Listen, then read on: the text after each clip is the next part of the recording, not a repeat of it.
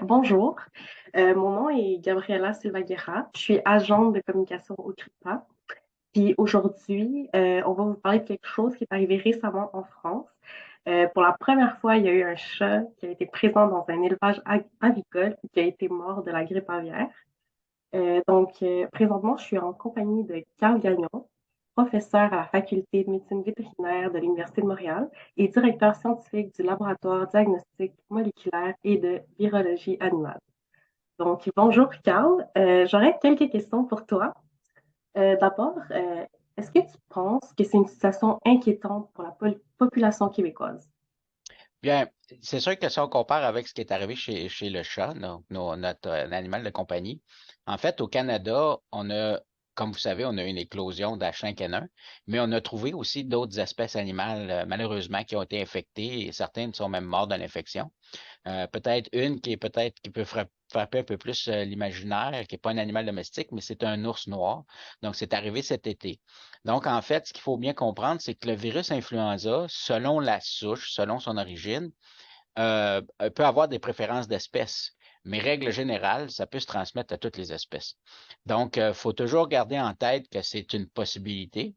Par contre, l'influenza aviaire hautement pathogène est peu transmissible aux autres espèces. Donc, il a tendance à rester chez les espèces aviaires, mais ça ne veut pas dire qu'il ne peut pas se transmettre à d'autres espèces. Évidemment, ça peut être une question de concentration de virus. Donc, quand on est dans un élevage positif, la charge virale est beaucoup plus élevée que, par exemple, dans un oiseau sauvage qu'on peut croiser. Donc, évidemment, la charge virale a un impact énorme. Puis, évidemment, ben, nos animaux domestiques ou sauvages peuvent chasser les oiseaux. Donc, si par malchance, ils mangeaient un oiseau qu'ils ont capturé qui était porteur du virus, bien évidemment, ça augmente encore plus les chances de transmission. Parce que le virus peut se transmettre par aérosol, mais il peut aussi se transmettre par l'ingestion d'aliments contaminés. Donc, tous les prédateurs qui peuvent chasser des oiseaux sauvages, malheureusement, ils peuvent éventuellement se contaminer. OK. Dans le fond, par rapport à ça, est-ce que ça voudrait dire que ça serait plus prudent de garder les chats à l'intérieur que les laisser juste comme ça? Bien, en fait, là, on touche à un autre volet parce que euh, le- les médecins vétérinaires, parce qu'on sait que les chats, malheureusement, ce sont des chasseurs nés.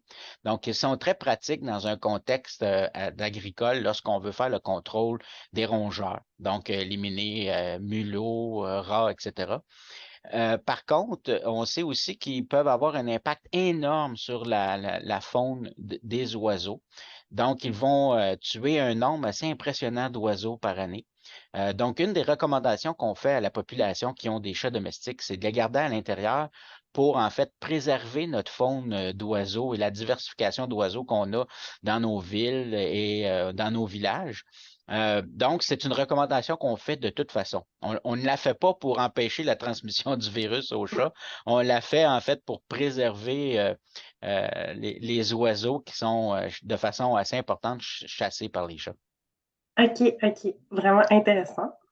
Est-ce que, selon toi, tu sais s'il y aurait beaucoup de chats présents dans les élevages avicoles? Euh, Ben, c'est une bonne question. J'ai pas de données sur ça.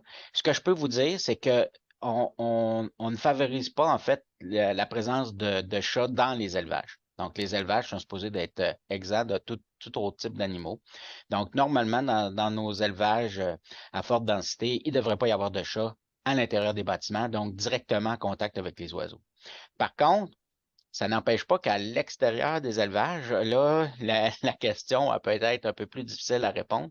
Donc, il est fort possible que dans certains endroits, on pourrait avoir des chats à l'extérieur. Et le risque, évidemment, se retrouve à l'extérieur des bâtiments, non pas à l'intérieur des bâtiments. OK, OK.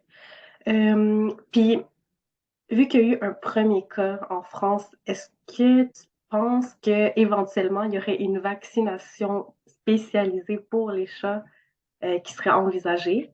En fait, il n'y a aucune vaccination d'envisager, toute espèce confondue.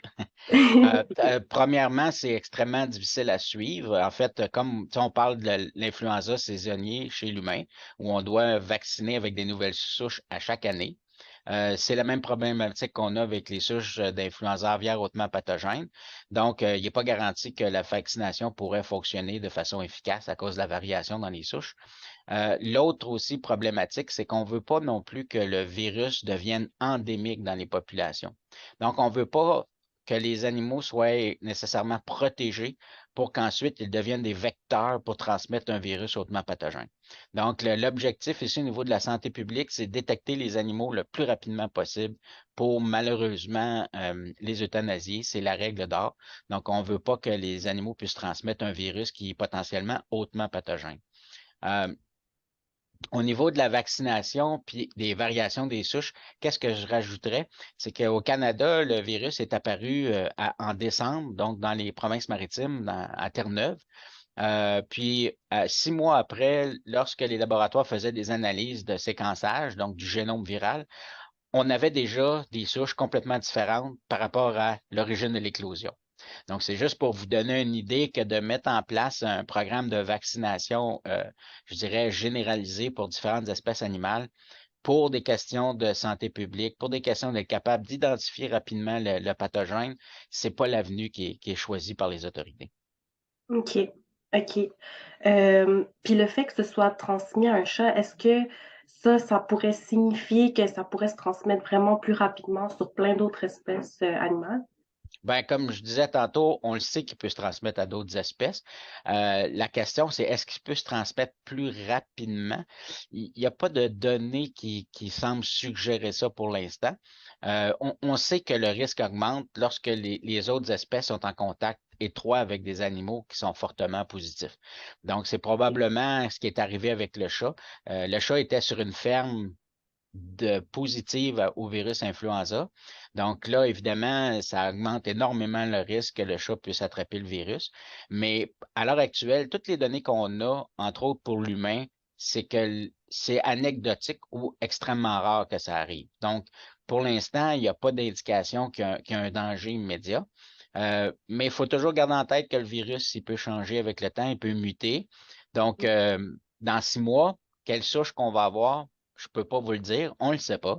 Mais des fois, le hasard peut bien faire ou mal faire les choses, tout Mmh. dépendant si on veut un virus moins virulent ou plus virulent. Donc ça, malheureusement, évidemment, plus on donne la chance au virus de se trouver chez d'autres espèces animales, bien, plus on donne la chance au virus de s'adapter et de muter pour être capable peut-être de persister dans dans ce nouvelle espèce animale-là. OK, OK. Hem, Dans le fond, pour le mot de la fin, je ne sais pas si tu pourrais nous partager peut-être, selon toi, tes prédictions pour les années à venir?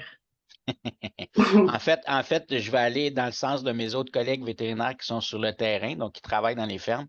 Euh, on a de fortes chances que le virus, il va rester chez nous. En fait, ce Mmh. qu'il faut comprendre, c'est qu'il est apparu au début de l'hiver 2021, puis évidemment, on a eu une éclosion importante en début de 2022.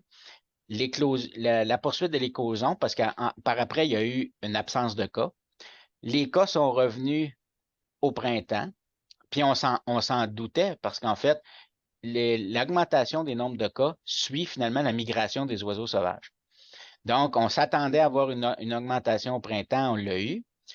Ça s'est calmé. À l'automne, la migration recommence et on a vu réapparaître la réémergence de cas.